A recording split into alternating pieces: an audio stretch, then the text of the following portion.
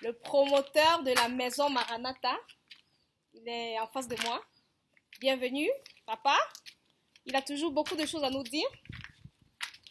Donc, aujourd'hui, il veut nous dire, nous exprimer sa reconnaissance à Dieu. Commence. Bonsoir, papa. Merci, ma fille.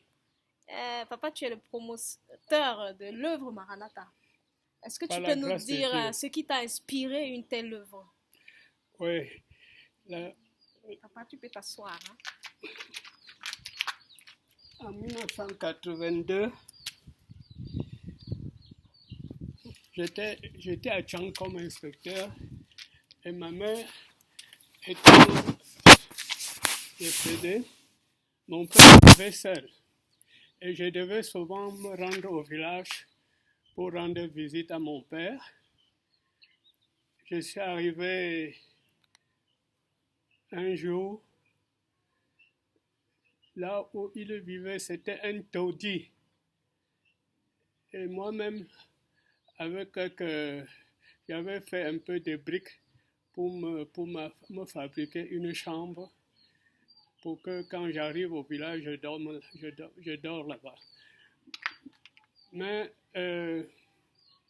en lisant Apocalypse, le livre de l'Apocalypse, chapitre 22, le verset 2, c'était la nuit. Et j'ai lu ça, que l'image, la perspective d'un arbre de vie qui donne du fruit en chaque saison, pendant 12 mois. Et cet arbre de vie, j'ai réfléchi que cet arbre de vie fait allusion à la nouvelle alliance de grâce. Amen. Et j'ai demandé de m'utiliser pour faire naître une œuvre qui durerait. Amen. Par rapport à ce monde naturel. Oui. Dans la perspective de la résurrection. Et j'ai dit, si le prêtre et le pasteur marchaient ensemble, ils pourraient ainsi déjà être pour les populations des sources de bénédiction.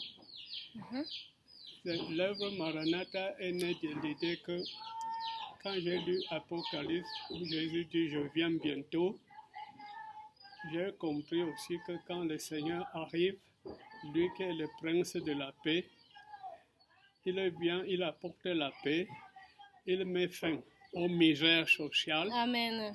Justement, papa, et cette œuvre Maranatha consiste en quoi exactement? Maranatha. Oui.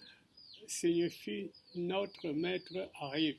D'accord. Jésus a d'abord dit dans Apocalypse, voici je viens bientôt. Et moi je crois que quand celui qui dit je viens bientôt, c'est notre Rédempteur, c'est notre grand frère, puisqu'il dit que Dieu il vient bientôt pour nous rassembler dans sa fonction de Seigneur de l'univers. En une seule famille. D'accord. C'est ça qui m'a poussé à faire une invitation.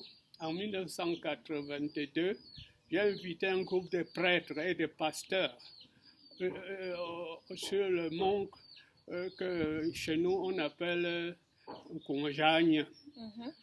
On a fait une rencontre, il y avait au moins 5 prêtres et même le vicaire de l'évêque de Bafoussam et le pasteur, je peux le citer, mais ça ne sert à rien. Je sais qu'il y a un document que j'ai écrit pour dire que les pasteurs, les prêtres, s'ils tombaient d'accord, ils pouvaient donc apporter cette lumière, ils pouvaient... Oui, mais sans les prêtres, sans les pasteurs. Oui, ce que tu as fait, c'était quoi exactement? Vraiment, Jusqu'ici, quelles sont tes réalisations par rapport à cette œuvre Maranatha? Concrètement, ça se manifeste comment? D'abord, la recherche des plantes médicinales. D'accord. Je me suis dirigé vers les plantes médicinales et mon intention était que si les prêtres et les pasteurs s'intéressaient aux herbes qui guérissent, ils apporteraient la santé physique à leur brebis à bon marché. Mhm. Parce qu'il suffisait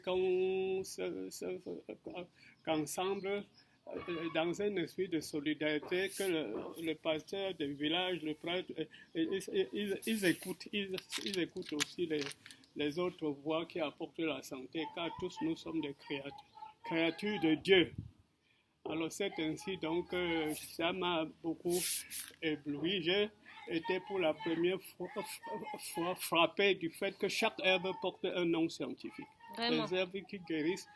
Et quand je suis arrivé à Paris, on est en train avec le professeur Philippe Kabi, comme il savait que j'avais de la passion pour les herbes, il m'a fait entrer dans une librairie pour acheter le premier livre de santé naturelle, mon herbier de santé.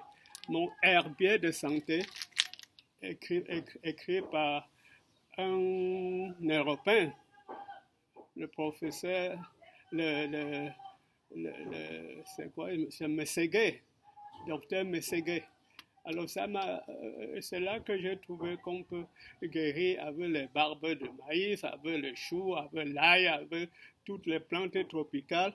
Et ça m'a étonné que j'arrive en France de voir que les herbes que nous... Et c'était en quelle année ça? En 1983. Mhm. 1983, j'étais parti à Amsterdam pour une... Et l'œuvre Maranatha, tu l'avais déjà mis sur pied? Non. Non, pendant que je parlais oralement, au fur et à mesure que je parlais, j'ai vu aussi des Camerounais qui s'intéressaient à ces choses. Et par la suite, j'ai seulement parlé, partagé oralement.